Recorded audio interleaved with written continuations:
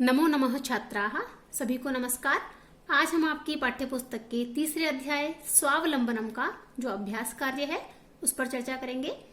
इसका प्रथम प्रश्न है उच्चारणम कुरुत, अर्थात हमें इन सभी संख्यावाचक शब्दों का शुद्ध उच्चारण करना है। तो आइए इनका उच्चारण करते हैं।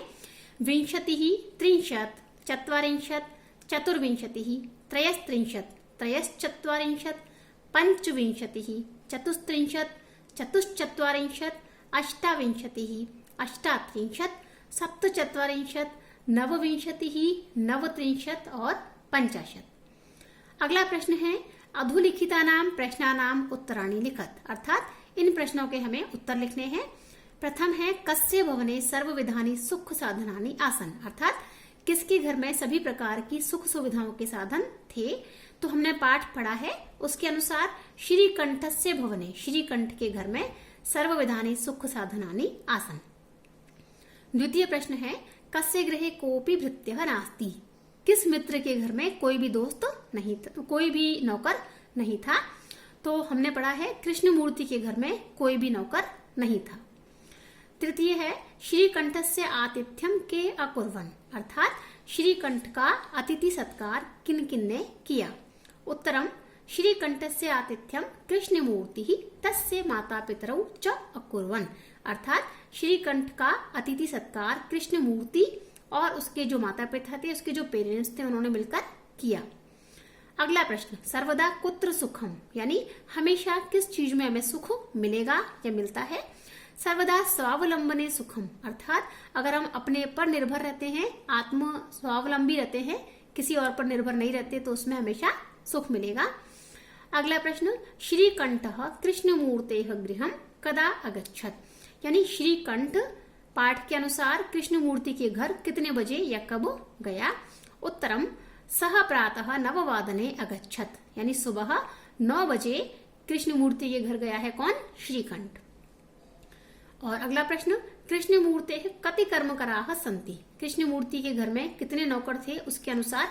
तो उसने बताए थे कि 8 कर्मकराः सन्ति, यानी उसके हाथ पांव आदि जो 8 नौकर उसके पास थे।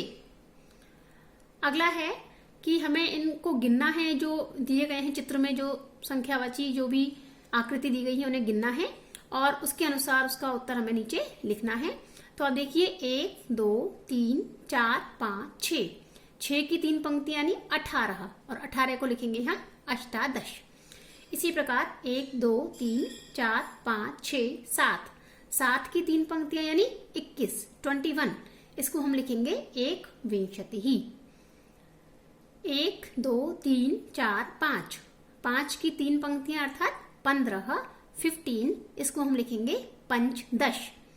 इसी प्रकार 1, 2, 3, 4, 5, 6, 7, 8, 9, 10, 11, 12, 12 की 3 पंक्तियां अर्थात 36 या 36, जिसे हम लिखेंगे षट्त्रिंशत्। आगे 1, 2, 3, 4, 5, 6, 6 की 4 पंक्तियां अर्थात 24, 24, इसे हम लिखेंगे चतुर्विंशतिः। और 1, 2, 3, 4, 5, 6, 7, 8, 9, 10, 11, ये 11 की 3 पंक्तियां अर्थात 33 या 33, जिसे हम लिखेंगे त्रयस्त्रिंशत्। अगले प्रश्न की ओर चलते हैं। इस प्रश्न में हमें मंजूषा से अंकों के लिए शब्दों को लिखना है। 28 28 अष्टाविंशतिः, 27 27 सप्तविंशतिः, 30 30 त्रिंशत्, 31 31 एकत्रिंशत्, 24 24 चतुर्विंशति, 40 40 चत्वारिंशत्, 50 50 पंचाशत्। ये इनके संस्कृत में शब्द हैं। और अगले प्रश्न में हमें चित्र को देख करके इन शब्दों को प्रयुक्त करके वाक्यों का निर्माण करना है। तो हम अगर यहाँ ध्यान दें तो ये शब्द क्रिया और कर्ता और कर्म सभी एक वचन, द्विवचन और बहुवचन के अनुसार दिए गए हैं। तो उसी अनुसार हम शब्दों को इकट्ठा करेंगे और उचित अर्थ को देखकर वाक्य बनाएंगे। तो पहले में हम देखते हैं एते और कृषकाः, धान्यम, और फिर बहुवचन की क्रिया क्या है, रोपयन्ति, एते कृषका धान्यम रोपयन्ति। इसी प्रकार द्विवचन के कर्ता और क्रिया को अगर हम इकट्ठा करते हैं तो एतौ कृषिकौ खनन कार्यम कुरुतः, और एक वचन के अनुसार एषः कृषकः क्षेत्रम कर्षति, यानी ये किसान खेत को जोतता है।